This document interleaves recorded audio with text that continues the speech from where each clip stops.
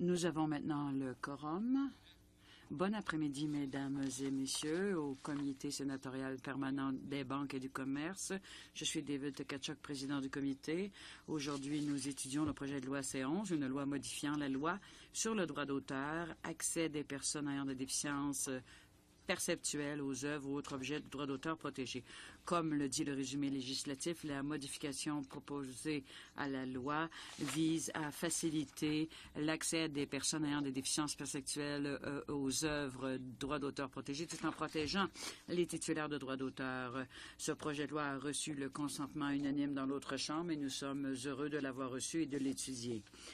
Nous avons reçu également un cartable pour l'étude article par article tel que déposé par le ministère. Il s'agit du cartable que l'on voit ici. Nous avons également une copie du projet de loi, le résumé législatif et les notes de notre analyste. S'il vous manque des documents, veuillez demander à la greffière de vous les fournir. Je suis heureux donc d'accueillir pour la deuxième fois ici au comité l'honorable Navdeep Bains, député de Mississauga-Malton et nommé ministre de l'Innovation, des Sciences et du Développement économique le 4 novembre 2015. Ministre Bains, merci de votre comparution ici aujourd'hui pour parler de votre projet de loi. En accompagnement du ministre d'Innovation, Sciences et Développement économique, M. Paul Aloucha, sous-ministre adjoint délégué, secteur de la politique stratégique. Ces titres sont beaucoup trop longs. Il va falloir faire quelque chose. Et Robert Dupel, conseiller principal en politique, direction générale des politiques cadres du marché. Monsieur le ministre, allez-y avec votre allocution liminaire et ensuite il y aura une période de questions-réponses. Merci infiniment, sénateur. Je suis heureux d'être de retour ici. Je dois dire que, personnellement, je dois vous remercier pour votre travail à la Régie interne et pour votre rapport qui est arrivé à point nommé. C'est fort apprécié car dans l'autre chambre, on a eu des discussions intéressantes concernant la croissance économique et le commerce intérieur. Je travaille avec mes homologues provinciaux et territoriaux sur le sujet. Je voulais personnellement vous remercier et remercier les membres du comité qui nous ont prêté main forte. C'est important aujourd'hui car la croissance économique est lente et il y a urgence en la demeure. Donc, c'est fort apprécié. Merci. Inaudible. Le rapport a certainement aidé. Et c'était le but d'ailleurs. Donc aujourd'hui, je vais discuter du projet de loi C11 qui permettra au Canada d'adhérer au traité de Marrakech visant à faciliter l'accès des aveugles, des déficients visuels et des personnes ayant d'autres difficultés de lecture des textes imprimés aux œuvres publiées. De mon ministère, soit M. Paul Aloucha, sous-ministre adjoint associé, secteur de la politique stratégique, et M. Robert Dupel, conseiller principal en matière de politique du droit d'auteur qui a dirigé la délégation canadienne lors de la conférence diplomatique de 2013 pour la conclusion du traité de Marrakech. Donc, tout d'abord, j'aimerais reconnaître tous les efforts qui ont été déployés pour faire avancer rapidement ce projet de loi. Il s'agit d'étapes importantes car nous serons parmi les 20 premiers pays au monde à adhérer au traité de Marrakech. À l'heure actuelle, il y a eu 17 ratifications, donc nous serons le numéro 18. J'aimerais également profiter de l'occasion pour remercier mon collègue, l'honorable Carla Qualtrough, ministre des Sports et des Personnes handicapées, qui a joué un rôle prédominant pour faire avancer les travaux concernant le projet de loi à la Chambre des communes. Elle a également fait une annonce importante lundi où elle a annoncé un financement de 2 millions à l'INCA pour aider à la publication d'autres œuvres. On est très emballé non seulement par ce projet de loi, mais étant donné les ressources qui sont investies dans le secteur sans but lucratif à des fins d'initiative. Je voudrais également remercier mes honorables collègues de la Chambre, l'honorable Pierre Poilievre, qui est également ici parmi nous, qui a été d'un grand soutien et s'est montré déterminé à voir ce projet de loi adopté. Je dois également remercier M. Brian Mass, qui comprend bien l'importance de cette législation. Il a fait preuve de leadership en lançant un appel à la coopération de tous les membres de la Chambre pour l'adoption de ce projet de loi. Et finalement, je veux remercier le sénateur Peter Harder d'avoir accepté de parrainer le projet de loi au Sénat. Je suis heureux de reconnaître l'esprit de coopération qui a permis au projet de loi C11 de franchir toutes les étapes de lecture à la Chambre des communes et du Sénat. Ces modifications étaient dues depuis longtemps pour les personnes aveugles ou les personnes ayant une déficience visuelle ou celles qui ont de la difficulté avec les imprimés. L'adoption de cette loi permettrait au Canada de devenir un champion mondial en matière d'accessibilité. Je suis également fier ici pour parler du projet de loi C11 et pour reconnaître le fait que près d'1 million de Canadiens et Canadiennes vivent avec une perte complète ou partielle de la vue. De plus, près de 3 millions de Canadiennes et Canadiens éprouvent des difficultés à lire des imprimés et des livres, c'est-à-dire qu'ils souffrent d'une déficience qui fait qu'il est difficile de lire des livres. C'est pratiquement un Canadien et une Canadienne sur 10, un nombre qui devrait croître avec le vieillissement de la population. Plus tôt cette semaine, lors d'un événement organisé par l'Institut canadien national pour les aveugles, l'INCA, j'ai été touchée en entendant l'histoire d'une de mes collègues et des difficultés qu'elle a rencontrées en tant que personne aveugle au sens de la loi. Le fait de l'entendre parler de son expérience et des nombreux obstacles qu'elle a dû surmonter m'a convaincue davantage de l'importance de cette loi. Quand elle m'a parlé qu'elle avait besoin de livres en format accessible pour pouvoir lire des histoires à ses enfants, m'a encore mieux fait comprendre l'importance de cette question. Étant père de famille de 2 jeunes enfants, je comprends un peu ce dont elle parle comme parent. Plusieurs Canadiens et Canadiennes ayant des difficultés à lire des imprimés n'ont pas un accès suffisant à l'information dont ils ont besoin car ils manquent de livres en format accessible, ce qui les empêche de participer pleinement à notre société. C'est pour cette raison précise que le traité de Marrakech a été établi. Le traité vise à contrer la pénurie mondiale de documents de lecture pour les personnes incapables de lire les imprimés. Le traité établit des normes internationales qui faciliteront l'échange transfrontalier d'œuvres publiées à l'échelle mondiale et ce, en format accessible. Le projet de loi C11 prévoit des modifications aux lois canadiennes sur le droit d'auteur. Les modifications proposées élargiraient les exceptions courantes qui sont prévues dans la loi sur le droit d'auteur pour les personnes ayant des difficultés de lecture des imprimés, offrant ainsi une plus grande souplesse aux utilisateurs. Le projet de loi élargit la diversité d'ouvrages pouvant être exportés. Il permet la production de livres imprimés en gros caractères et offre une plus grande certitude juridique pour les organismes qui veulent importer des œuvres de l'étranger. Le Canada soutient depuis quelque temps l'adhérence au traité de Marrakech et les intéressés ont eu amplement le temps d'évaluer les modifications proposées. Le projet de loi C11 a reçu un appui solide de plusieurs parties intéressées. L'Association canadienne de la recherche en librairie, l'Association des professeurs d'université, le Conseil canadien pour les personnes aveugles, la Fédération pour les personnes aveugles et l'Institut canadien des personnes aveugles.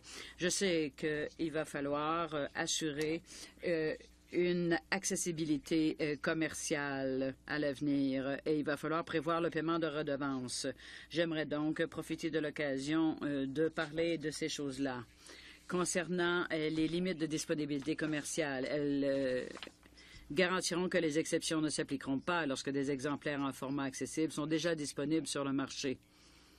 Les organismes à but non lucratif, le secteur caritatif a besoin de cela.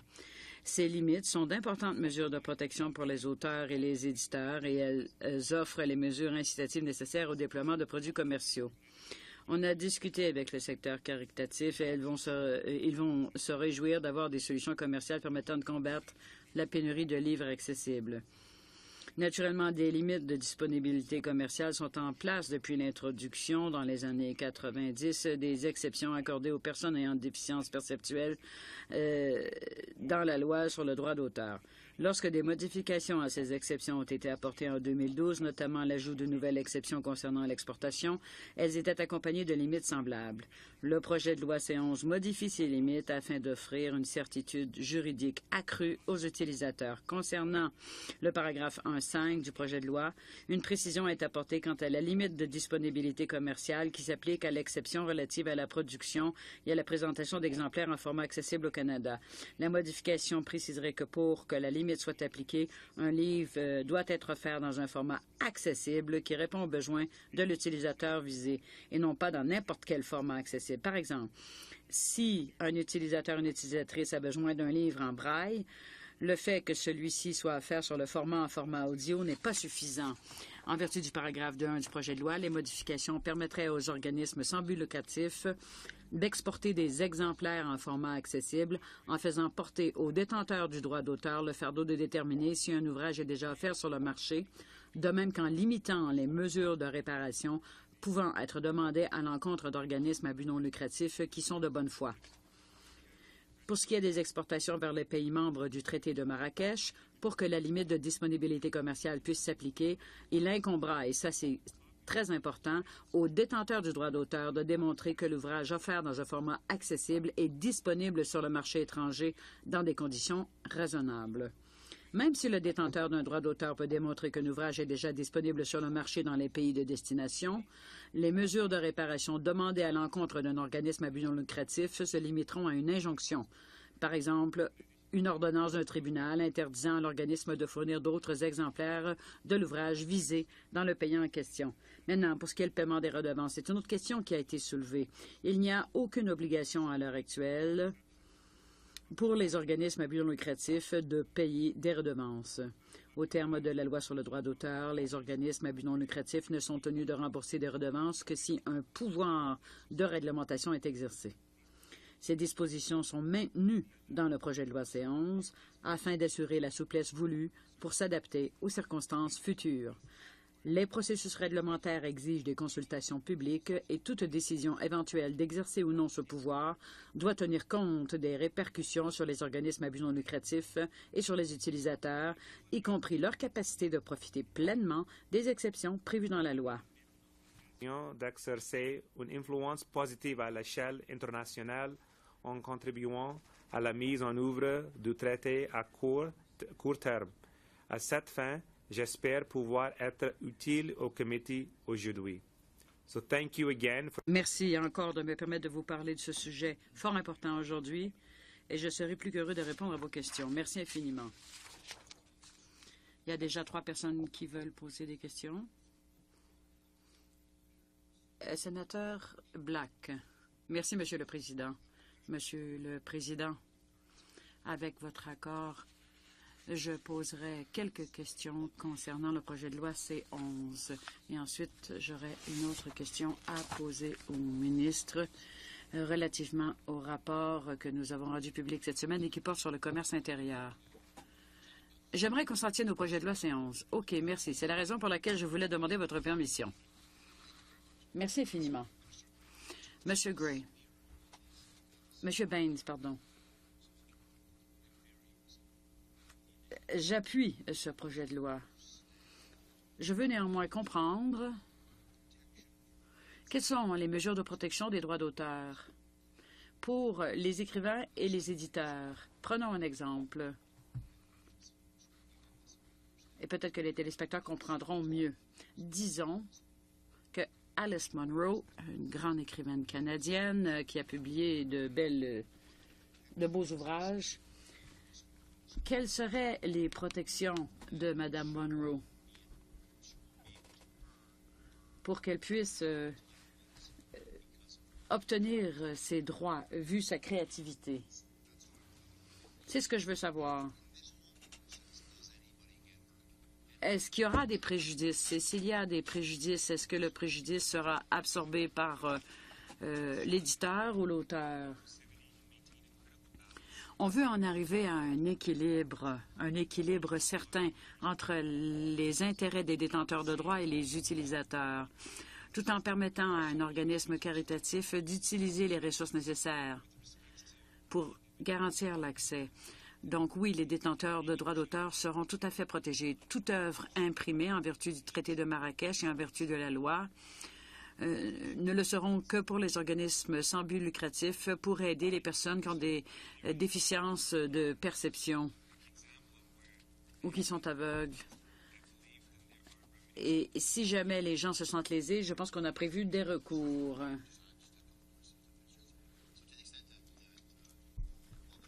Dans la mesure où c'est l'éditeur qui décide, disons, qu'elle ne publiera pas son œuvre en format accessible, en braille ou autre, Eh bien, une fois que le Canada aura signé le traité, eh bien, une organisation comme l'INCA pourra adapter l'œuvre et la rendre accessible, donc sans paiement en vertu du traité.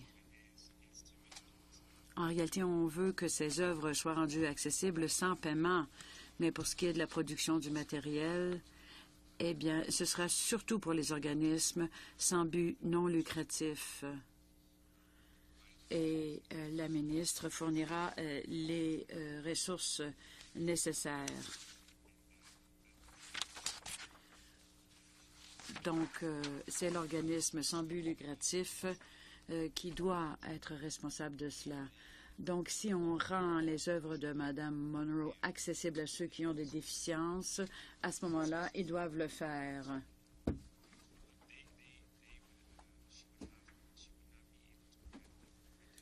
Elle ne peut pas les empêcher d'imprimer le matériel.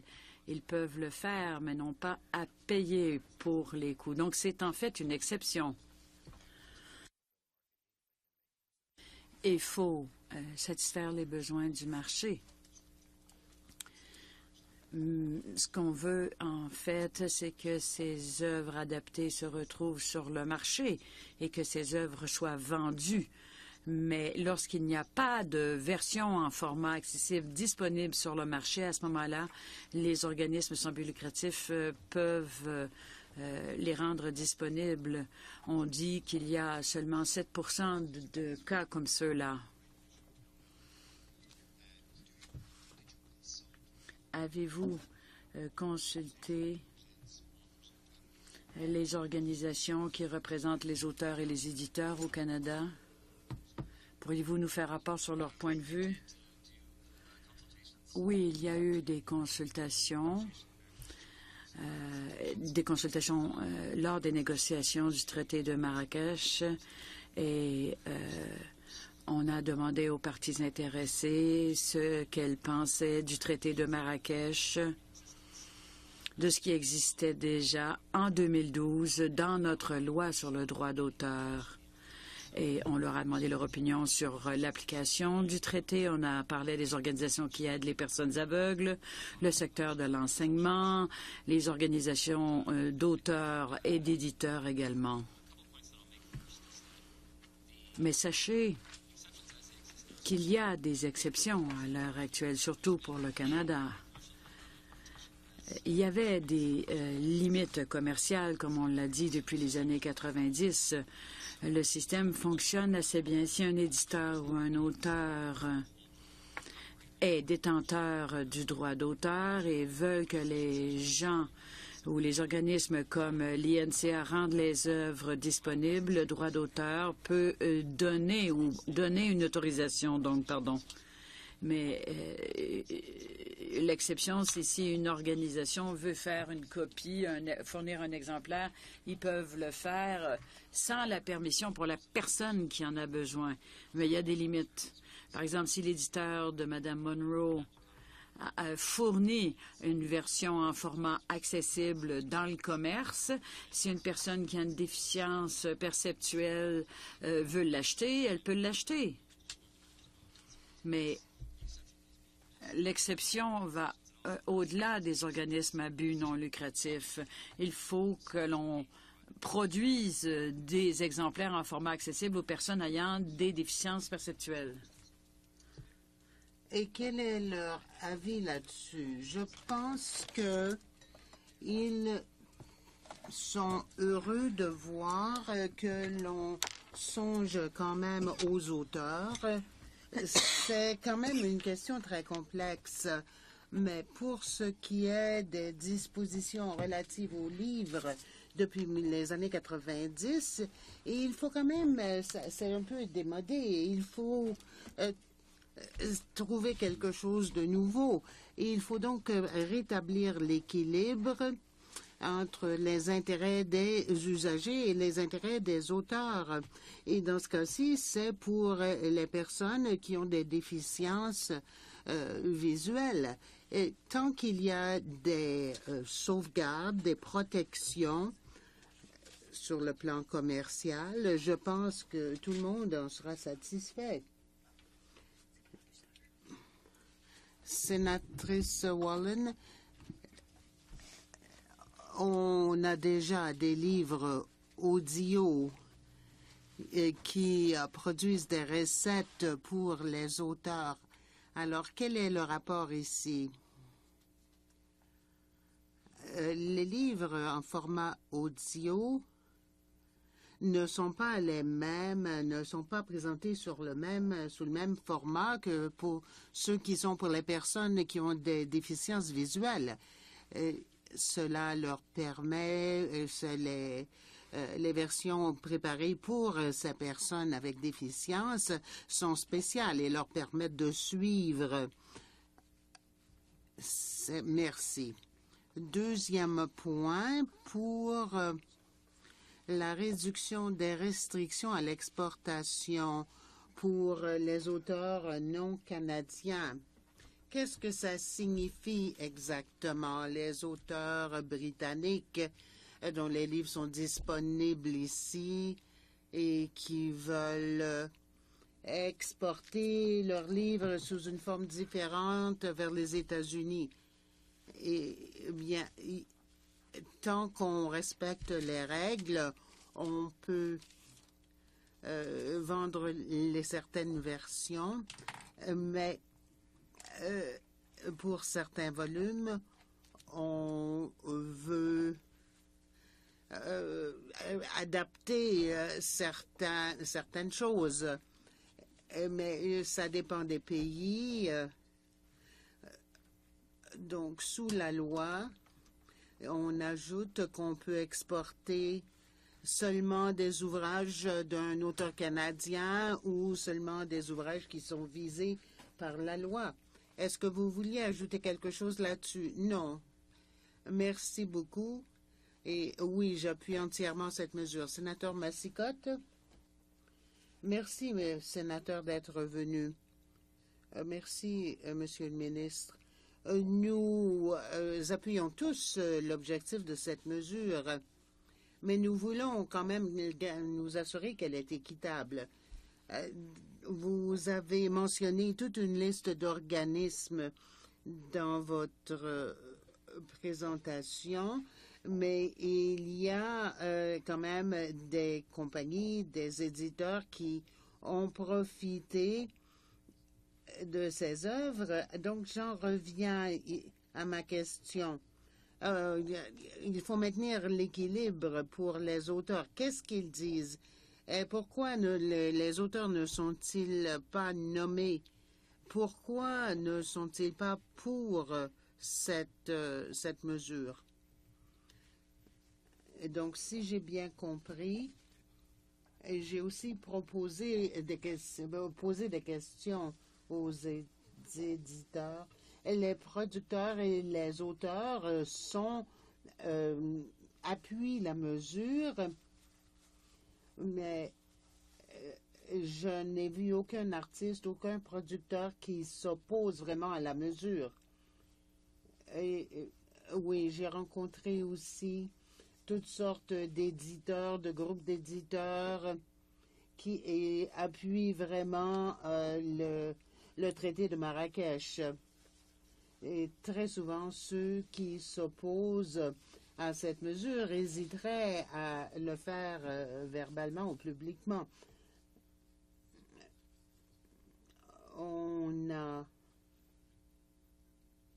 On a parlé de témoins avant 2012 qui voulaient qu'on modifie la loi. Est-ce que c'était en 2012, ça fait assez longtemps. Est-ce qu'on a des avis plus récents? Nous les avons rencontrés cette année, oui. Et comme je l'ai dit, ils sont d'accord avec la mesure. Qu'est-ce qui les chicote dans cette mesure? Certaines, vous dites, n'aiment pas vraiment cette mesure. Qu'est-ce qui est négatif d'après eux? Le ministre a parlé du fait que certains universitaires ont parler de certaines questions qui ont déjà été soulevées ici, mais je pense que la disposition commerciale qui leur permet d'exploiter ce marché, c'est quelque chose qui les préoccupait au départ. Ils voulaient aussi s'assurer que cette disposition ne remplacerait pas les dispositions relatives à la piraterie. Ça existe pour les ouvrages écrits et nous leur avons expliqué que nous ne levons pas les droits d'auteur, pas du tout, sauf pour une exception. Nous espérons que ça va les encourager à se lancer sur le marché, qui pour l'instant n'est pas tellement lucratif pour eux. Et on va vraiment pouvoir maintenant adhérer au traité si cette disposition est adoptée. Et à ce moment-là, ces gens pourront obtenir les bénéfices de la mesure. Je suis en faveur de ce projet de loi, mais si je suis éditeur ou auteur, et je ne le suis pas certainement, je pourrais écrire à votre sujet, mais je dirais que vous dites maintenant que les gens s'inquiètent de certaines exceptions ou de la possibilité d'abus. Mais à ce moment-là, il faudrait prouver que le produit qui est déjà disponible commercialement empiète sur des droits d'auteur. Et je soupçonne qu'ils vont simplement dire non, oubliez tout cela. Mais vous dites maintenant que la loi est quand même assez explicite, que ça peut se traduire par un accès pour les personnes souffrant de déficience visuelle. Mais on pourrait dire aussi que d'autres organismes ont des besoins du même genre. Par exemple, en Europe, un organisme qui sert divers groupes, y compris les aveugles. Si c'est en majorité pour les aveugles, mais ça peut surtout aussi servir à d'autres catégories de personnes, comment est-ce qu'on va exercer une surveillance là-dessus? Encore une fois, l'idée, comme on l'a dit, c'est d'offrir ces produits. Mais pour moi, le problème, c'est comment surveiller le système.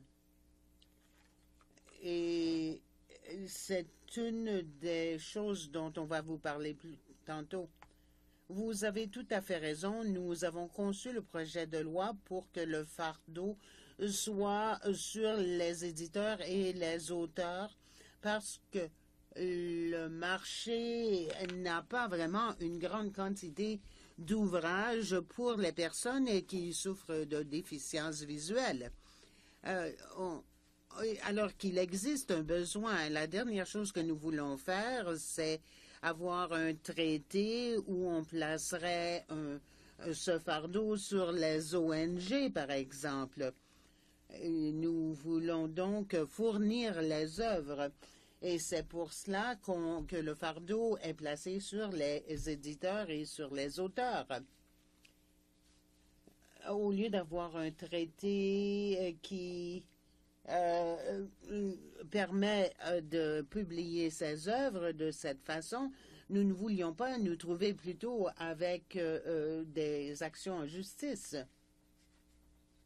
Une chose qu'il faut se rappeler, c'est que la limite, surtout en ce qui concerne les exportations, ça porte sur le réseau du traité de Marrakech.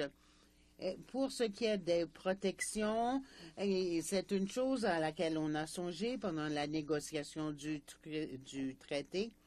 Si un produit est envoyé vers un autre pays qui a adhéré au traité de Marrakech, eh bien, il y aura certainement des sauvegardes dans ce pays-là. tous ces pays ont des mesures de protection, par exemple des règles sur les organismes qui ont le droit de faire circuler des exemplaires de ces ouvrages. Mais l'autre chose dont on a discuté avec les auteurs et les éditeurs, ce n'était pas vraiment sur les limites quant aux produits commerciaux, mais plutôt à propos des échappatoires, par exemple. Si quelqu'un pouvait profiter d'une exception pour de mauvaises raisons. Par exemple, si on exporte un ouvrage vers un autre pays, qu'arriverait-il si l'ouvrage revient au Canada? Mais ça ne peut pas se produire parce qu'il y aura les mêmes restrictions pour ces ouvrages à l'entrée. On voulait aussi protéger d'autres types de droits. Bien sûr, la loi sur les droits d'auteur protège aussi l'identité de l'auteur, sa réputation, et ça va continuer de s'appliquer malgré ces exceptions. Les ONG pourront quand même faire des exemplaires, produire des exemplaires de l'ouvrage si on protège quand même l'intégrité de l'auteur. On a parlé de la capacité limitée. Oui, une autre chose qui préoccupe les deux côtés, c'est la disposition. D'une part, les utilisateurs s'inquiétaient de cette disposition qui parlait de la possibilité de nuire de façon injustifiée au code numérique. Mais c'est vraiment là uniquement pour aider la personne qui souffre d'une déficience perceptuelle. Bref question. Est-ce que vous dites donc que les droits d'exportation s'appliquent uniquement aux pays qui ont signé aussi le traité de Marrakech? Il y a une structure en deux parties. Selon la loi sur les droits d'auteur, il y a toutes sortes de restrictions, mais on pourrait envoyer un ouvrage n'importe où, à n'importe quel pays, mais il faut quand même respecter certaines restrictions. Ce doit être un auteur canadien, par exemple. Pour apporter des changements à cela, nous ne voulions pas empêcher des organismes d'envoyer des ouvrages qui ne sont pas encore visés par le traité de Marrakech. Parce que les pays commencent à peine à se joindre au traité. Une fois que le traité entrera en vigueur, tous les pays vont être visés par ce traité. Mais pour nous assurer, je pense avoir perdu le fil ici. Non, vous avez dit plutôt que nous devons voir que ces ouvrages vont être envoyés uniquement dans des pays qui ont adhéré au traité de Marrakech. Non, il y a une structure en deux volets. Nous ne voulions pas priver les pays qui n'ont pas adhéré au traité d'avoir cet ouvrage. Il y a quand même certaines limites qui sont fixées. Par exemple, on doit envoyer l'ouvrage seulement à des ONG. Et dans les pays qui sont visés par le traité, il y aura maintenant un fardeau de la preuve pour ces pays. Merci, Monsieur le ministre, d'être venu ici aujourd'hui. J'appuie vraiment le projet de loi, vu que vous avez surtout répondu à mes questions. Mais pour ce qui est des droits, des redevances, au 10.4, on dit que le gouvernement établit des règlements pour les droits d'auteur. Pouvez-vous nous dire pourquoi il y a une exception ici? Vous dites aussi qu'il y a un peu de souplesse. Pouvez-vous nous expliquer ce qui en est, si je peux vous expliquer comment ça va être surveillé, mais il y a un processus que j'ai mentionné. Nous ne voulons pas prélever de redevances ou de droits d'auteur, pas du tout. Ce n'est pas une addition à la loi sur le droit d'auteur, ça fait partie des amendements de 2012. Ça fait déjà à peu près 4 ans que c'est en vigueur. À l'époque, on était encore en train d'élaborer le traité de Marrakech. On essayait de voir qu'est-ce qu'on pouvait y inclure. Et on a ajouté à ce moment-là la possibilité d'établir un règlement. Comme le ministre peut le confirmer, on exige beaucoup de consultations sur l'établissement de règlements. Donc, si un gouvernement décide de modifier le règlement, eh bien, il doit y avoir consultation auparavant. Et il y a certains pouvoirs dans la loi sur les droits d'auteur. Nous pouvons, par exemple, passer des règlements pour faire certaines choses, mais nous reconnaissons dans ce cas-ci que c'est très difficile de prédire comment ça va évoluer. Nous espérons qu'il y aura beaucoup d'activités commerciales maintenant, et ce serait excellent si plus tard on faisait assez de profit pour il y aurait une pénétration suffisante sur le marché pour payer des droits d'auteur. Un petit point ici. C'est dans le projet de loi parce que c'est un amendement qui découle du projet de loi. Est-ce qu'il y a souplesse? Vous avez parlé de souplesse. Qu'est-ce que vous voulez dire au juste?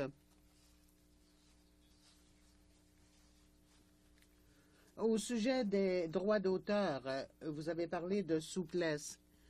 Pour l'instant, nous n'avons pas l'intention de payer des droits d'auteur, mais si ça augmente le nombre de publications, ça pourrait arriver. C'est déjà visé par la loi actuelle. Vous avez une autre question? Je veux une précision. Si l'éditeur fournit un produit pour le marché, par exemple pour les aveugles, et que c'est disponible au commercial, à ce moment-là, il n'y aura pas d'exception parce que le marché est déjà là. Oui, justement. Et c'est aussi ce que veulent les ONG parce qu'elles n'ont pas la capacité de publier elles-mêmes. Donc, l'auteur ne perd pas d'argent. Les gens vont acheter le livre de toute façon. Donc, on veut qu'ils utilisent le livre. Et si c'est populaire, ça va peut-être amener les éditeurs à dire, bon, ben peut-être qu'on devrait satisfaire les besoins de ce marché. À mon avis, il n'y a pas de perdant dans l'équation. Une autre préoccupation exprimée par les gens. Ça porte sur la disponibilité dans d'autres pays. On dit disponible dans d'autres pays dans un temps raisonnable, à un prix raisonnable. Et il faut que ce soit dans ce pays. À votre avis, qu'est-ce qu'on entend par disponible? Naturellement, il faut tenir compte du prix. Est-ce que le ministre pourrait nous éclairer? Quel est votre rôle à cet égard? Disons que c'est un livre de 500 $. Ça, c'est pas raisonnable. On comprend que ça prend un seuil de raisonnabilité. Comment en décider? Peut-être que mon collègue pourrait vous fournir les détails, car vous avez tout à fait raison. D'un pays à l'autre, ça peut être interprété de façon différente. Donc, Robert peut vous en parler. On ne définit pas ce qu'on entend par disponibilité commerciale. Mais comme il y a des exceptions, le libellé est semblable. Il faut que ce soit un prix raisonnable, un délai raisonnable Et ces concepts, donc, sont les mêmes. Ça fonctionne assez bien, même si le concept n'est pas défini. Quand on parle de raisonnable, un tribunal pourrait définir ce qu'on entend par raisonnable, mais n'oublions pas que les personnes ayant des déficiences perceptuelles ont des besoins bien précis et le tribunal prendrait cela en compte. Il serait téméraire d'essayer de définir de façon stricte ce qu'on entend par raisonnable. Il faudrait que ce soit neutre sur le plan technologique. Sénateur Black, deuxième ronde.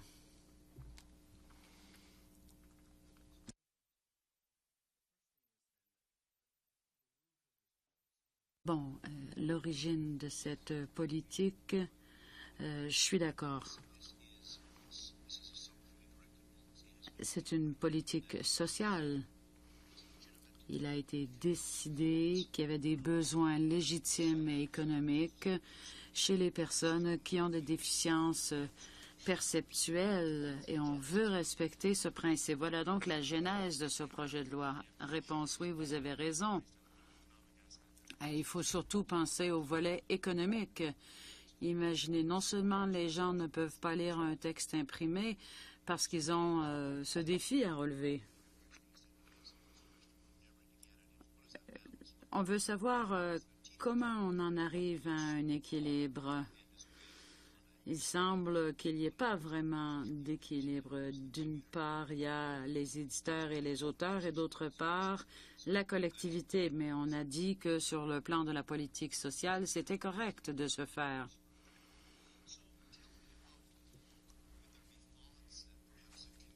A-t-on pensé que, disons qu'il y a des personnes qui ont de la difficulté à conduire, est-ce que vous tiendrez compte de cela? Ou est-ce qu'on aura un texte de loi pour que les fabricants de meubles s'assurent que les tables soient conçues de façon différente? Ma question n'est pas préjudiciable, mais je veux savoir jusqu'où cela pourrait nous mener. Écoutez, j'ai des chiffres ici. Moins de 5% des œuvres se retrouvent dans le format accessible pour les personnes qui ont des déficiences perceptuelles. On intervient parce que le marché ne satisfait pas les besoins de cette population. C'est la raison pour laquelle on intervient. Pour ce qui est des meubles, je pense que le marché est beaucoup plus dynamique à cet égard. Bon, les pays du traité de Marrakech. Est-ce qu'il y a d'autres pays qui vont devenir signataires? On sera le premier pays du G7 à ratifier le traité de Marrakech. On va donc faire preuve de leadership à l'échelle mondiale pour ce qui est de l'accessibilité de ces œuvres. On a ici une liste de pays.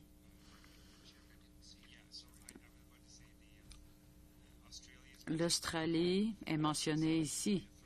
Mais on serait le premier pays du G7, si jamais le projet de loi est adopté, à faire partie des 20 premiers pays à avoir ratifié le traité. Pouvez-vous nous fournir la liste de ces pays? Oui. Et quelle est la position des États-Unis? À l'heure actuelle, ils sont en train d'étudier la mise en œuvre.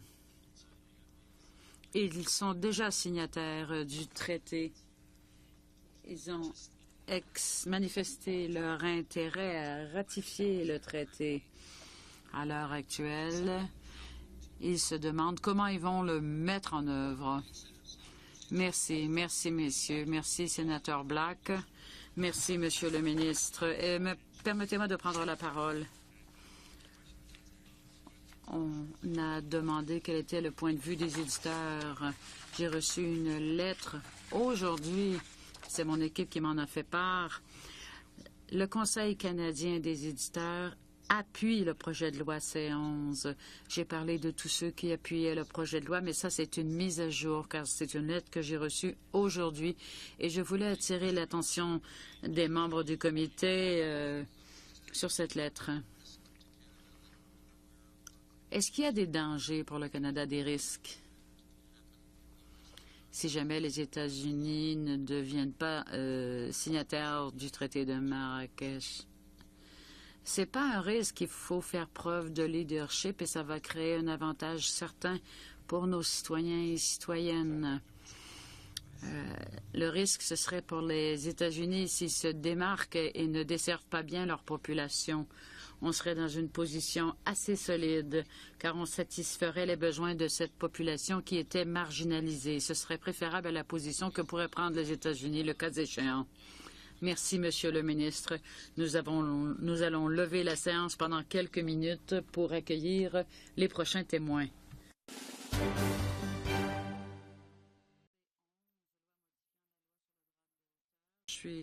Nous sommes heureux d'accueillir l'honorable Pierre Poilièvre, député de Carleton, Ontario. Ce projet de loi vous passionne depuis un certain temps. Vous avez travaillé sans relâche à ce projet de loi. Merci de votre comparution ici aujourd'hui. Si vous avez une allocution liminaire, nous l'entendrons et par la suite, il y aura une période de questions-réponses. Merci, Monsieur le ministre. Monsieur le sénateur, pardon. Merci au comité de m'avoir invité à comparaître. Je suis ici aujourd'hui car j'ai travaillé pour le ministre du Développement social lorsque cela a été déposé lors de la dernière législature par mon collègue, l'honorable James Moore. Il était ministre de l'Industrie à l'époque et il y avait un chevauchement de portefeuille et je défends ce projet de loi depuis le premier jour.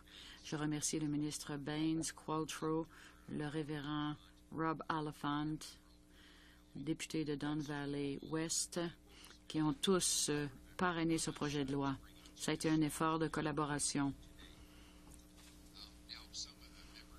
Certains des membres du comité se demandent peut-être pourquoi un conservateur et quelqu'un qui défend la libre entreprise encourage ce projet de loi et quels sont ceux qui partagent mon point de vue. J'espère que le Sénat adoptera le projet de loi rapidement.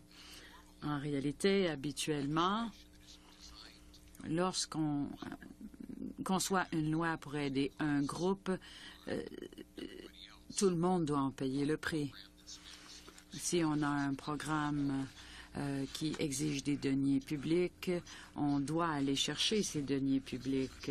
Et comme Winston Churchill l'a dit, si on veut s'imposer jusqu'à la prospérité, c'est comme un homme qui essaie de se lever en se tenant dans un seau et en tenant la poignée pour s'en sortir. Ce projet de loi permettra à 1/4 de milliard de gens aveugles dans le monde à avoir accès à 250 millions de livres sans coût supplémentaire pour les contribuables. En réalité, cela va au-delà de la physique en ce sens que on ne parle pas des lois traditionnelles de la physique dans cette économie numérique.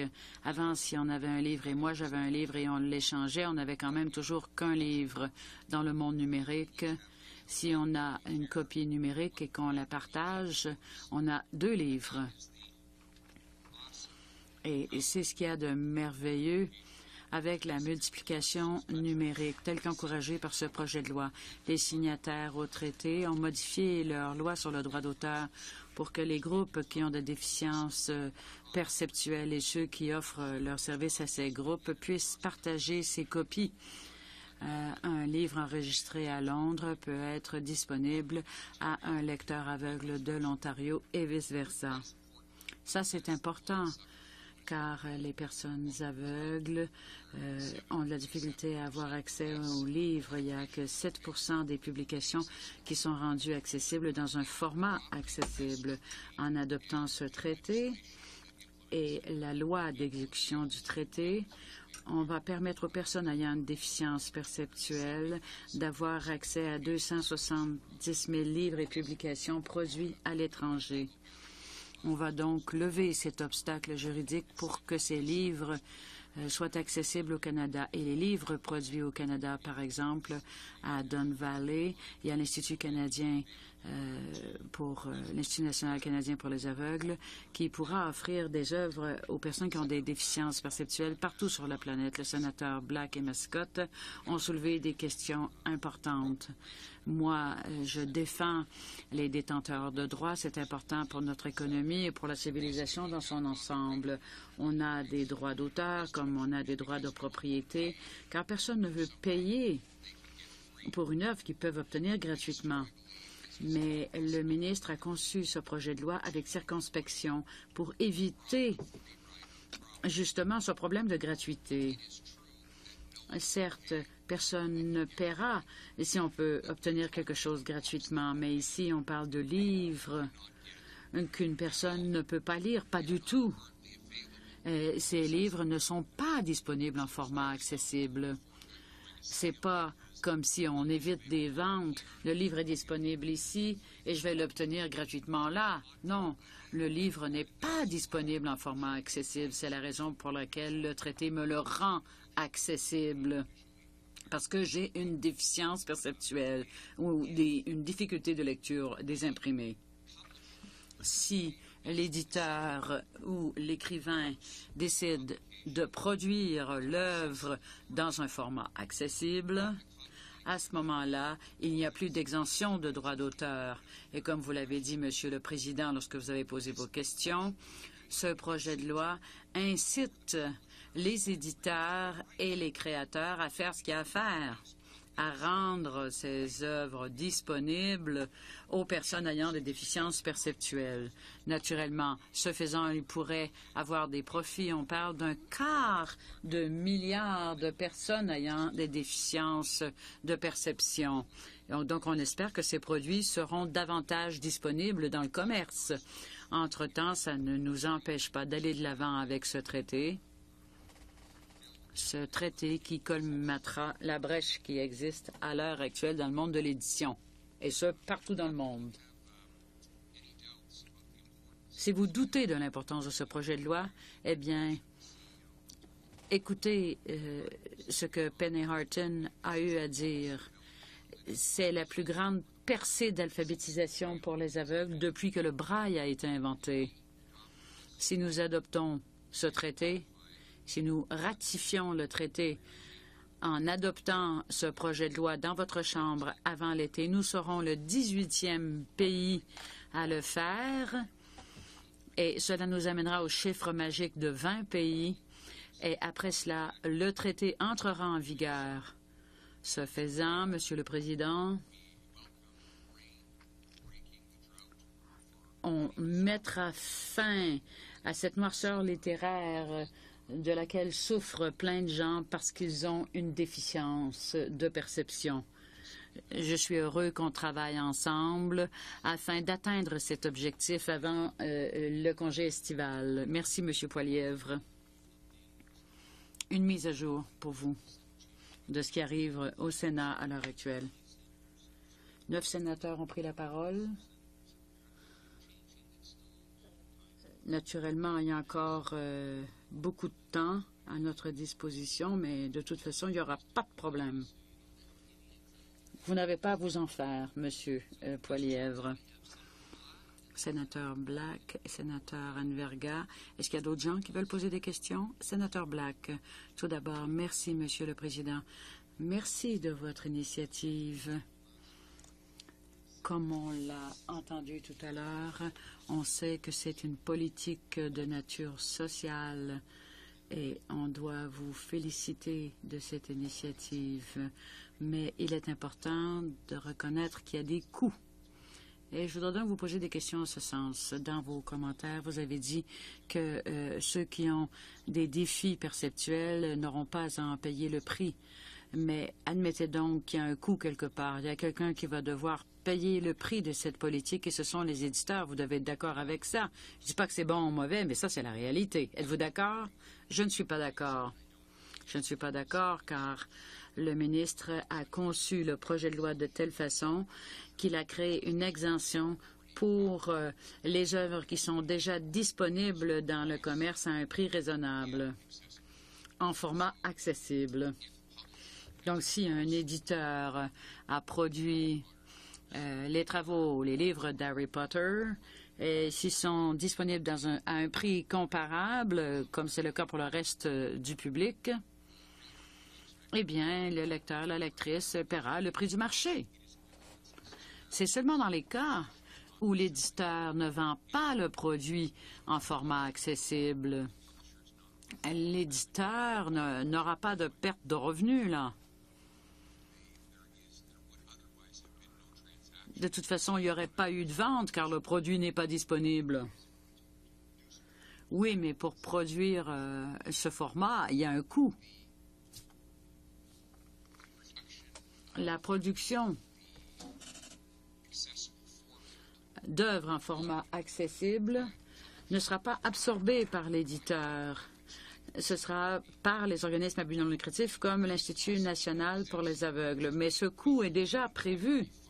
On finance déjà, le gouvernement du Canada finance déjà l'INCA pour qu'il y ait des studios d'enregistrement, pour qu'on paie les gens qui offrent verbalement des œuvres pour le format en braille, en gros caractères. Donc, on a déjà ces coûts qui sont payés par le gouvernement du Canada. Ce que je dis, c'est qu'il n'y aura pas de coûts additionnels si on rend disponible ces 270 000 livres qui, en fait, seront disponibles à l'extérieur de nos frontières même. J'ai une autre question. Prenons justement la série Harry Potter. Si le Royaume-Uni n'est pas signataire du traité de Marrakech, est-ce qu'on aura accès à ces œuvres de Harry Potter? C'est une bonne question. Je pense qu'il faudrait la poser. Je pense que la réponse serait oui. Le Royaume-Uni a signé le traité. Il s'agit de voir maintenant s'ils vont ratifier le traité. Et je pense songer aux pays du G7 comme au Royaume-Uni et aux États-Unis, parce que s'ils ne sont pas membres, s'ils n'ont pas adhéré au traité, eh bien, qu'est-ce qui va arriver à ces ouvrages? Et je pense que le ministre l'a dit. À l'heure actuelle, la nationalité, le pays de l'auteur limite les exportations. Mais maintenant, les États-Unis seraient autorisés à le faire, je pense. Je ne le sais pas. Merci de votre réponse, sénateur Black. On ne peut pas contrôler ce que les autres pays font, seulement ce que nous faisons nous-mêmes. Oui, je comprends. Y a-t-il autre chose? Est-ce que vous avez d'autres questions? Le sénateur Invergard. Merci, Monsieur le Président. Merci, Monsieur Poilievre, d'être venu aujourd'hui.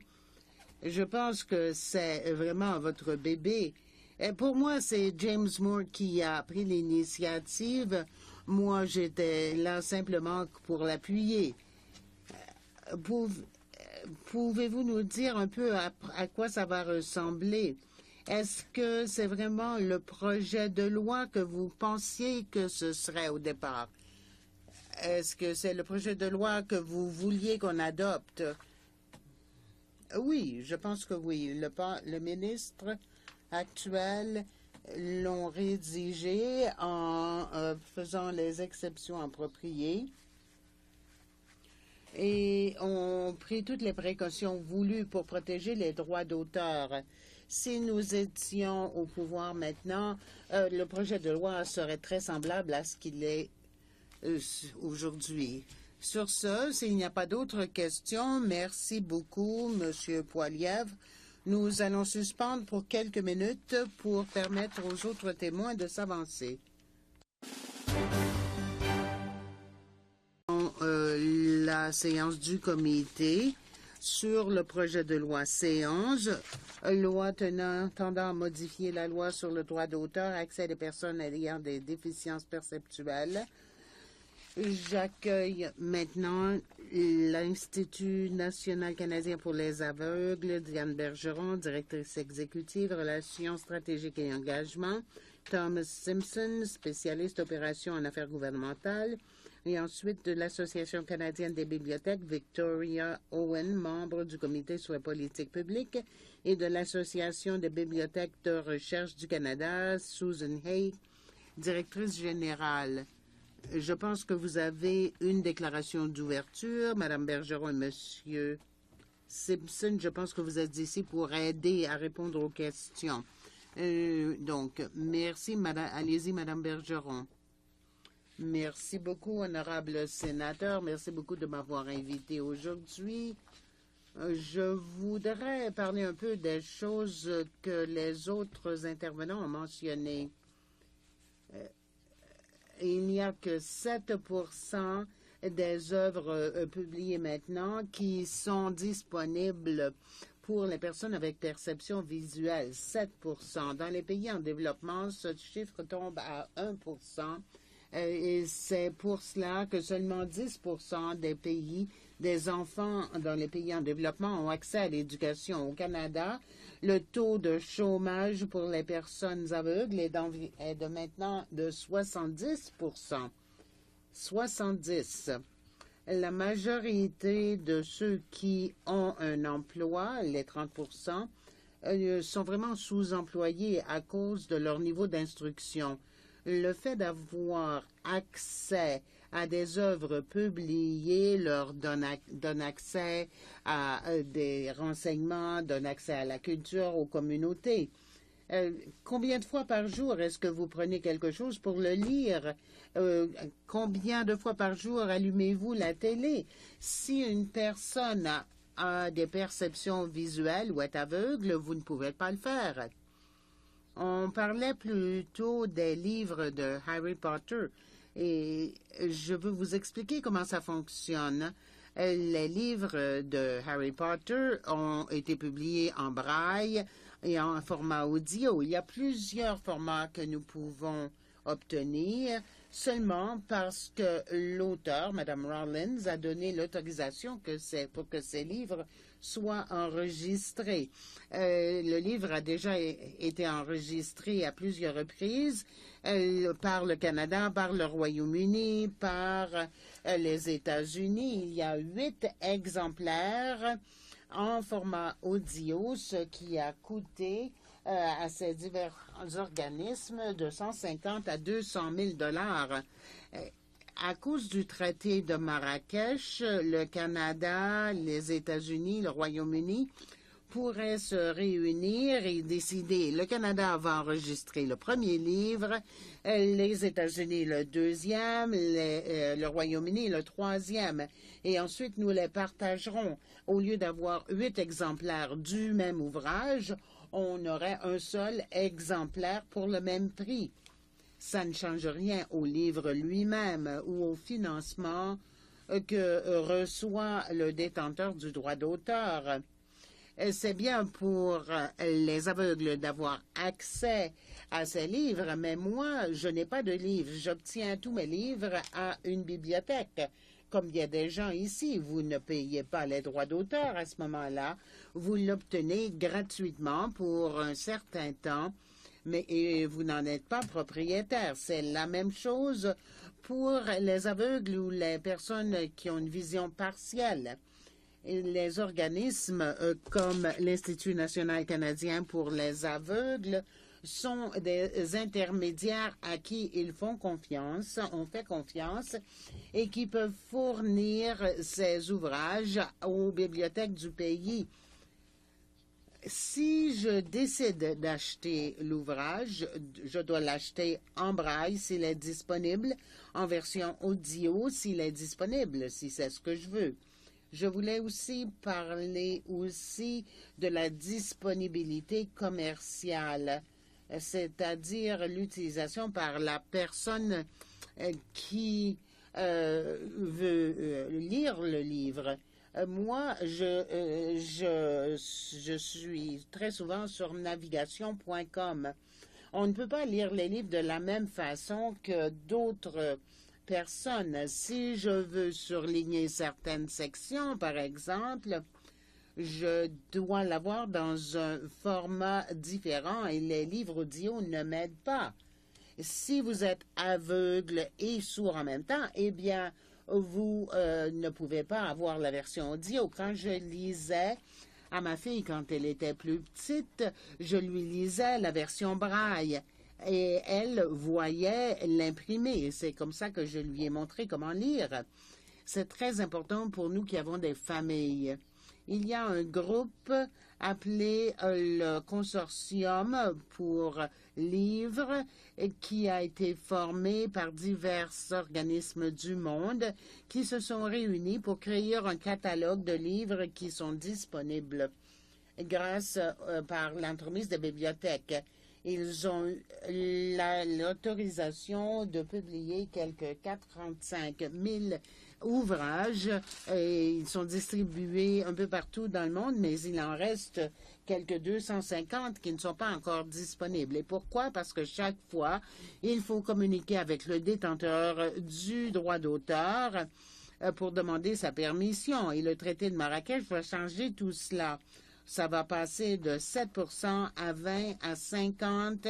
Imaginez la disponibilité des ouvrages que nous pourrions lire. Je voulais aussi parler un peu du fait que dans la société d'aujourd'hui, on légifère beaucoup. Si quelqu'un veut construire un immeuble, il doit absolument faire en sorte qu'il sera accessible pour les personnes avec invalidité, mais ce n'est pas la même chose pour les livres. Et le projet de loi fera quelque chose pour contrer ce problème. Les intermédiaires font toujours preuve de la diligence appropriée. Nous faisons des recherches pour savoir si un ouvrage est disponible soit en format audio, soit commercialement. Et s'il l'est, à ce moment-là, nous communiquons avec l'éditeur pour en obtenir un exemplaire. Sinon, on s'organise pour qu'il le devienne. Et ça peut prendre 6 mois. Et 6 mois plus tard, nous envoyons le livre à nos membres. Et pendant la période de 6 mois, il est possible que le détenteur du droit d'auteur a créé une version audio ou accessible de l'ouvrage. Nous faisons donc une recherche en 2 parties pour nous assurer que nous ne publions pas des ouvrages qui sont déjà disponibles dans un autre format pour les personnes que nous servons. Donc, ça n'enlève absolument rien aux détenteurs de brevets ou de droits d'auteur plutôt, ni aux maisons d'édition. Il faut aussi se rappeler, comme l'a dit M. Poilièvre, je n'achète pas un livre imprimé. Ce que je fais, c'est obtenir un livre que me fournit la bibliothèque. Je lis le livre et je ne vais pas en parler, ou je vais en parler à tous mes amis qui n'ont pas la déficience visuelle. Ils vont aller l'acheter si je l'ai aimé. Donc, pour terminer, je dois dire que quand j'ai perdu la vue en grandissant, je n'ai pas lu beaucoup. Il n'y avait pas beaucoup de livres disponibles à l'époque. On dit maintenant que 7% des livres sont disponibles. Maintenant, il y en a beaucoup plus qu'auparavant. Je lis environ 5 livres par semaine parce que je suis devenue une lectrice avide et j'aurais bien voulu avoir accès à ces ouvrages quand j'étais petite. Merci, Madame Bergeron. Maintenant, nous avons Madame Owen, je pense. Merci beaucoup. Bonjour. Merci de me permettre de vous parler de ce projet de loi qui vise à ratifier le traité de Marrakech. Je suis bibliothécaire à l'Université de Scarborough à Toronto et je suis ici pour vous parler comme membre de l'Association canadienne des bibliothèques et je suis accompagnée de 2 adjoints. Quand j'étais à l'Université de Toronto, je me suis occupée de la bibliothèque pour les aveugles. Et en 2013, j'ai représenté la communauté des bibliothécaires à Marrakech quand on a négocié le traité. Les Canadiens, nous sommes heureux de voir que le gouvernement veuille maintenant ratifier le traité de Marrakech en adoptant notamment le projet de loi C11. Pendant le temps que j'ai passé à la bibliothèque de l'INCA, je sais à quel point il importe d'avoir, pour les personnes avec déficience visuelle, d'avoir accès à des ouvrages pour qu'ils aient accès à tous les ouvrages, pour que ça passe de 7% à 100%. Il faut aussi se débarrasser des déséquilibres qui existent maintenant. Comme l'un des premiers pays à ratifier le traité, le Canada sera à l'avant-garde des mesures habilitantes et nous en sommes très fiers. Nous sommes aussi très heureux que le gouvernement et les partis d'opposition appuient ce projet de loi à l'unanimité. Ce projet de loi devrait éliminer 2 obstacles supplémentaires, soit les redevances et la disponibilité commerciale. Nous nous inquiétons du fait que l'on restreigne la disponibilité à l'article 32.2. Il faudrait que les personnes avec perception, avec des difficultés de perception, puissent avoir le même accès que les autres Canadiens à ces ouvrages. Les éditeurs maintenant peuvent se servir du format ISO Pub 3 pour les livres et sinon ils réduisent l'accès pour les personnes avec déficience de perception, et ce qui ajoute de l'incertitude au processus. Deuxièmement, les bibliothèques s'inquiètent de la possibilité qu'on établisse des droits d'auteur par règlement au terme de l'article 32.1.4. Et il n'y a aucune perte pour les coûts de production pour compenser le paiement de droits d'auteur. Nous croyons que le fait d'avoir des droits d'auteur pour les livres audio, le livre en braille, va créer des problèmes d'accès. Le projet de loi C11 crée une exception aux droits d'auteur pour garantir que ceux qui ont des problèmes de perception visuelle ou des problèmes de lecture des imprimés auront accès à ces ouvrages. Nous demandons qu'au Parlement qu'on enlève ces 2 articles. Dans l'ensemble, l'association appuie le projet de loi à cause de ses conséquences positives pour les Canadiens et nous croyons que le Canada va maintenant donner davantage accès aux Canadiens grâce au traité de Marrakech. Merci. Nous aurons maintenant des questions. Sénateur Enverga et sénateur Massicotte. Sénateur Enverga. Merci, Monsieur le Président. Merci de votre exposé. Comme vous le savez, quand je suis arrivé au Canada il y a plus de 30 ans, l'un des premiers organismes avec qui j'ai communiqué, c'était l'INCA. Je suis vraiment très impressionné par le travail des bénévoles de cet organisme et c'est pour cela que je suis l'hôte de la mission mensuelle à Ottawa et je vous remercie d'être venu aujourd'hui. Ma question, Madame Bergeron, et je suis très heureux de ce projet de loi et du projet du traité de Marrakech, mais s'il y a quelque chose que vous voudriez améliorer, qu'est-ce que ce serait? Qu'est-ce qu'on peut faire pour améliorer le projet de loi? Si on vivait dans un monde parfait, on n'aurait pas besoin d'avoir une organisation comme l'INCA.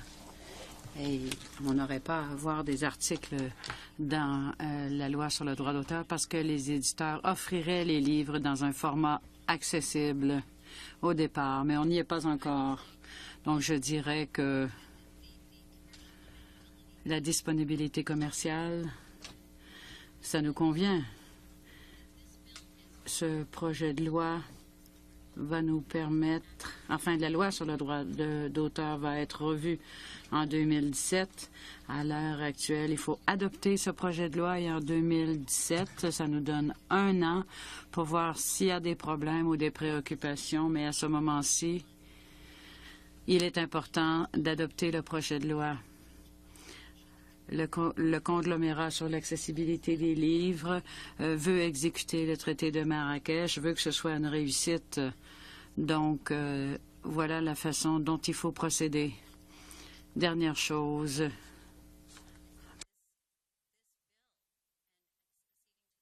Ce projet de loi va être une grande chose pour le Canada, va vraiment aider aussi les gens d'autres pays au Canada. On a accès à des formats accessibles seulement en français et en anglais. Le conglomérat des livres accessibles produit ces livres dans 55 langues et plus. Donc, les gens qui vivent au Canada qui ne parlent pas anglais vont avoir maintenant accès à des formats dans leur langue. Ça, c'est pas rien. Il faut aller de l'avant avec ce projet de loi. Merci, Madame. J'ai une question à poser à Madame Owen. Si je comprends bien,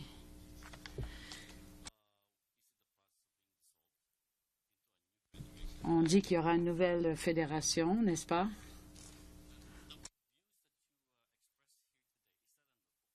Votre point de vue est-il partagé par toutes les organisations membres?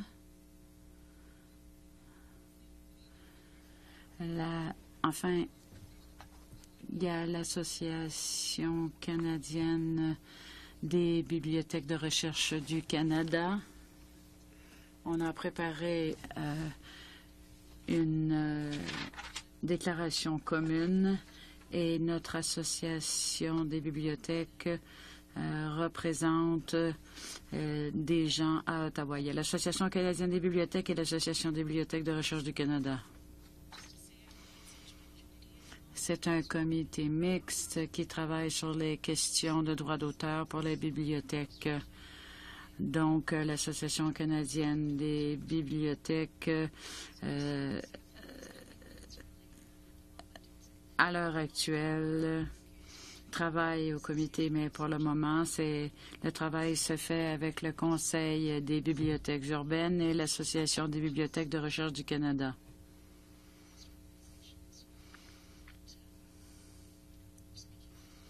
Mais on représente l'ensemble des bibliothèques. Je suis soulagé et fort heureux de cela. Merci. Sénateur Massicotte. Question d'ordre technologique.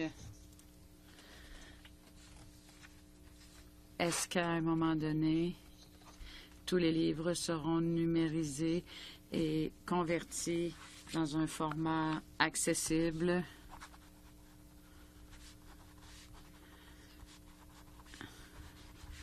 On y arrive, mais le coût est élevé.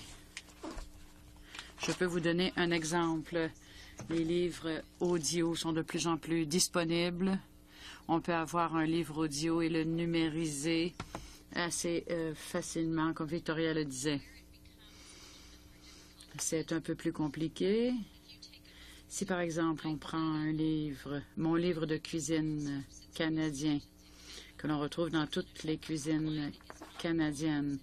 Le mien prend toute la tablette. C'est 9 volumes en braille. C'est immense. C'est très cher à produire.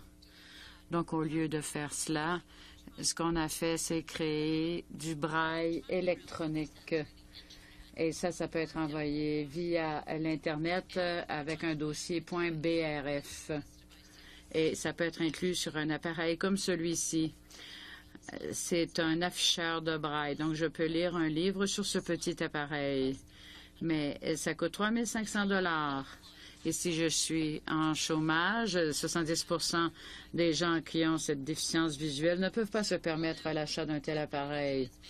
La technologie facilite les choses, mais le coût de la technologie est très élevé pour la plupart des usagers. Les ouvrages imprimés, semblent être disponibles en format électronique. Vous pouvez les lire sur votre ordinateur, sur votre Kindle ou autre. Ça, c'est vrai. Mais il y a des protections de droits d'auteur et il y a également des PDF et vous ne pouvez pas lire le livre. Je ne peux pas, moi, télécharger un livre de l'Internet comme tout le monde. Ça ne marche pas avec mon lecteur d'écran. Sénateur Black, merci de votre présence. Je suis heureux que vous soyez la deuxième série de témoins.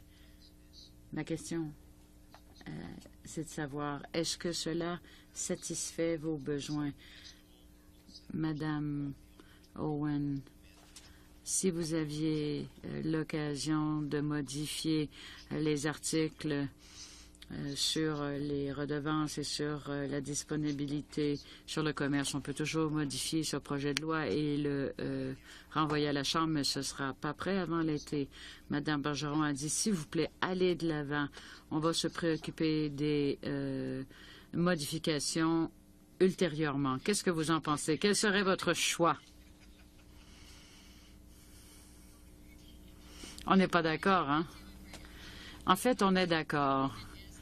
L'entente, c'est que on appuie le projet de loi. Si on a le choix, et corrigez-moi si j'ai tort, mais si j'ai le choix entre retarder l'adoption est cruciale. Ça fait trop longtemps qu'on n'a pas de livre.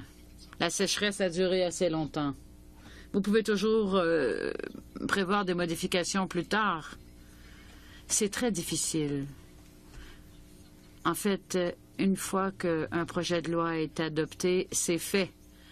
Et personne ensuite ne veut remodifier la loi. Moi, j'aimerais bien que ce soit fait correctement la première fois. Et en réalité, on devrait voir quelle est la disponibilité commerciale. Et on n'a pas toute cette question de redevance. Inaudible pour l'interprète. Monsieur sera là encore pour 15 ans, donc on a le temps. Ce ne sera pas un problème.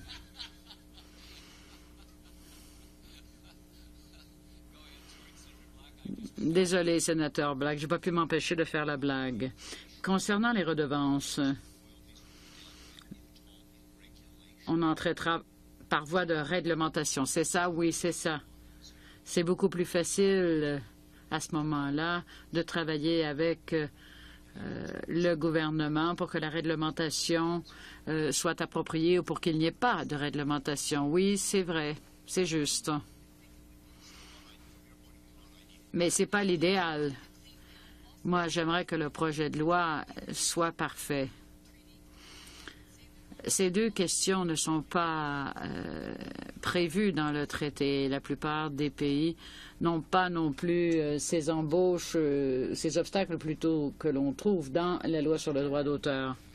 Comme il n'y a plus de questions, merci à nos témoins. Merci infiniment de vos témoignages. Nous allons lever la séance pendant quelques minutes et nous allons revenir pour l'étude article par article. Merci.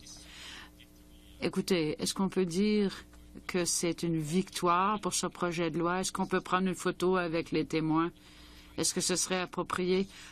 Pendant que la séance est levée, vous pouvez prendre les photos. Après, on se remet au travail dans 3-4 minutes. Merci. Nous allons maintenant reprendre la séance. Plaît-il au comité de procéder à l'article par article dans l'étude du projet de loi C11, loi sur le droit d'auteur, accès des personnes ayant des déficiences perceptuelles aux œuvres et aux autres objets du droit d'auteur protégé. D'accord? Vous savez, on a rencontré beaucoup de gens et on n'a pas entendu les gens qui sont là peut-être pour entendre les autres parties, les éditeurs et les auteurs, mais on n'a refusé personne, vous savez, comme témoin. Est-ce qu'on a invité les éditeurs? Mais les éditeurs savaient que le projet de loi était à l'étude ici. Ils auraient pu se manifester. Idéalement, il faut toujours entendre les deux côtés de la médaille. Je vais appuyer votre proposition, mais avec réserve. Après avoir entendu les témoins, j'aime avoir un certain temps de réflexion avant de procéder à l'étude article par article pour que nous ayons le temps de réfléchir à tout ça. Si on procède trop rapidement, eh bien, ce n'est pas convenable.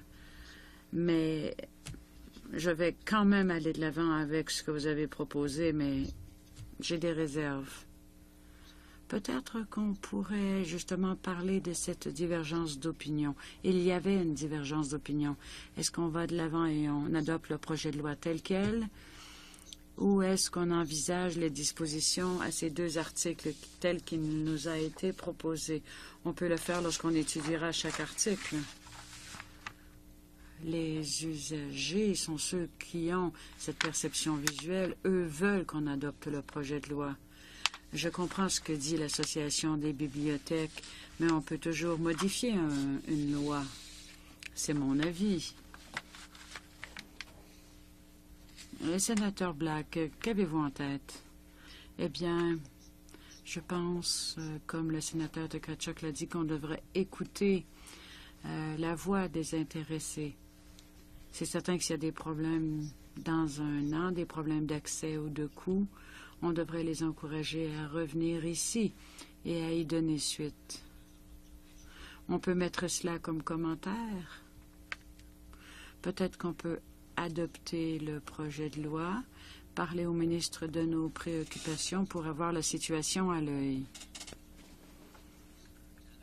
Le sénateur Tennis, on a entendu que l'Australie, avec laquelle on a beaucoup de points en commun, a adopté un régime semblable. D'autres signataires ne l'ont pas fait, mais on ne parle pas de gros souliers, là. Il faut entendre déjà la réaction des États-Unis ou du Royaume-Uni. Il s'agit de deux grands pays d'édition. Donc, il faudrait peut-être voir ce qui se passera dans ces deux pays.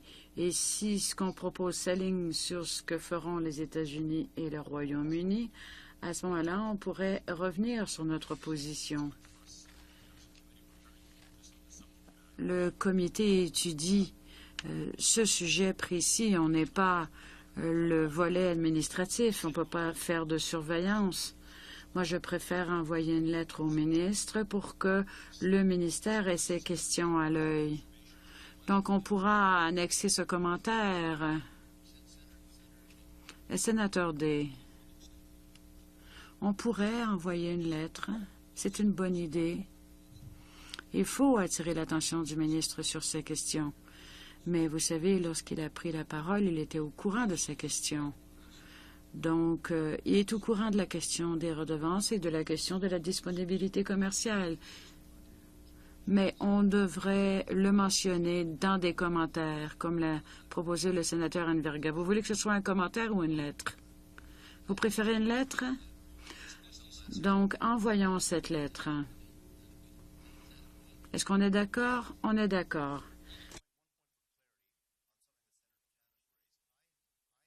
Suite à ce qu'a dit le sénateur Tennis, moi, ce que j'ai entendu dire, c'est que l'Australie n'avait pas prévu ces deux exceptions dans leur loi. J'ai peut-être mal entendu. Est-ce qu'il y a un des représentants ministériels qui pourrait répondre à cette question?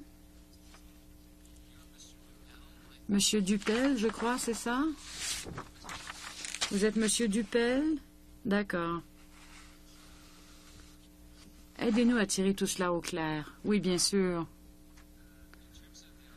Pour ce qui est du cadre australien, bon, je ne suis pas sûre à 100%, mais si je comprends bien, eux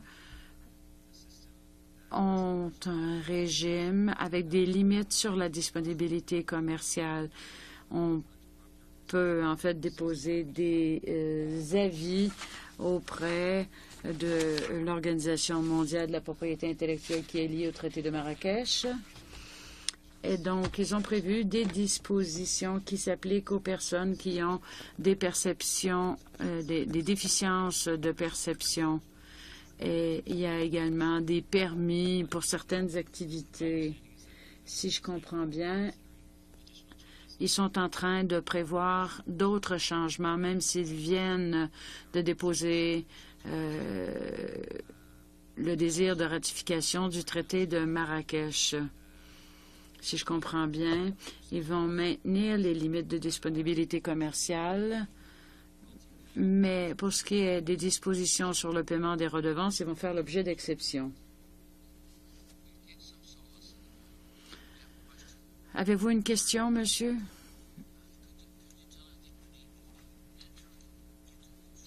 Quand vous dites qu'on va adhérer au traité, eh bien, le gouvernement a besoin de ce projet de loi pour satisfaire les exigences du traité avant d'y adhérer. Oui, les modifications au C11 doivent recevoir la sanction royale avant que M. Dion passe à la ratification du traité auprès de l'OMPI. On a besoin d'un ordre en conseil pour ce faire. Écoutez, ça fait 1 an qu'on a ce projet de loi. Il a été déposé en juin 2015. Je pense qu'une lettre devrait suffire.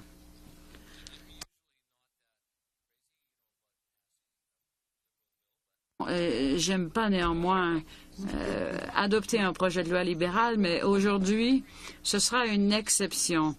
Donc, est-ce qu'on va remettre l'acceptation du titre? Est-ce qu'on adopte l'article 1? Est-ce qu'on adopte l'article 2? Adopté. Article 3, adopté. Le titre, adopté. Est-ce qu'on adopte le projet de loi? Adopté. Plaît-il que je fasse rapport au Sénat de ce projet de loi? Convenu. Donc, merci, honorable sénateur. Nous avons terminé. La séance est levée. Okay. Sorry. Okay, We're no going to come back. Forget the adjournment. Senator Black. Oubliez l'ajournement. Le sénateur Black voulait poser une question. Je lui ai dit oui et j'ai complètement oublié. C'est parce que la graphière ne m'a pas rappelé de cela. Sénateur Black. Sénateur Black. Quelques petites choses vis-à-vis du rapport. Je pense que nous avons fait un travail excellent. Je pense que nos rédacteurs et la greffière ont fait un travail phénoménal.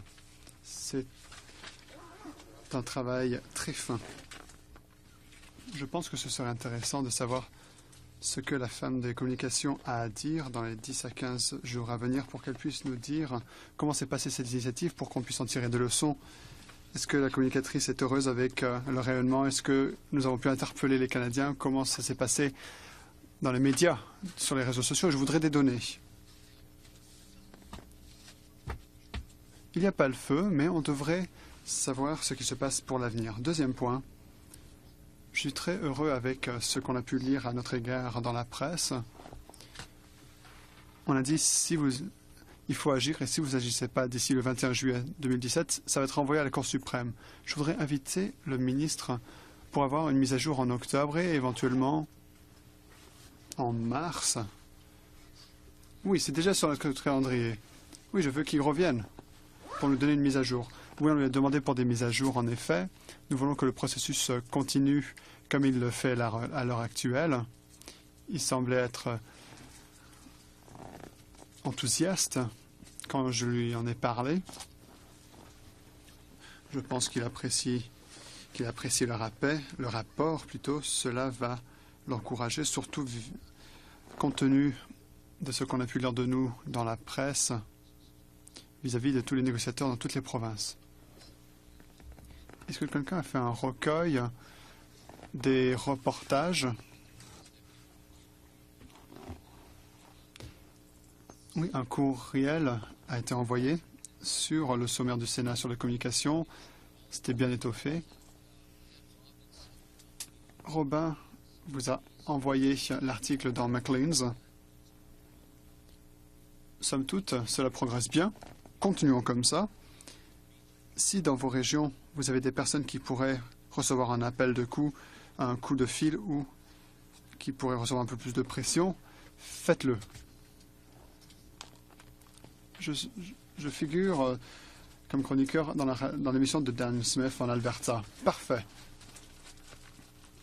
Demain, l'agent du budget comparaîtra. Après, on parlera des travaux du futur. À l'heure actuelle, je n'envisage pas de tenir des réunions la semaine prochaine. Nous allons tout simplement voir ce qu'il se passe.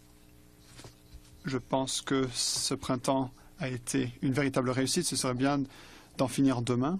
On n'a pas besoin de prendre de décision parce que nous pouvons communiquer cet été, et je vais le faire, mais je pense qu'on pourrait mettre de l'avant des idées pour ce qu'on pourrait éventuellement étudier en automne. La séance est levée.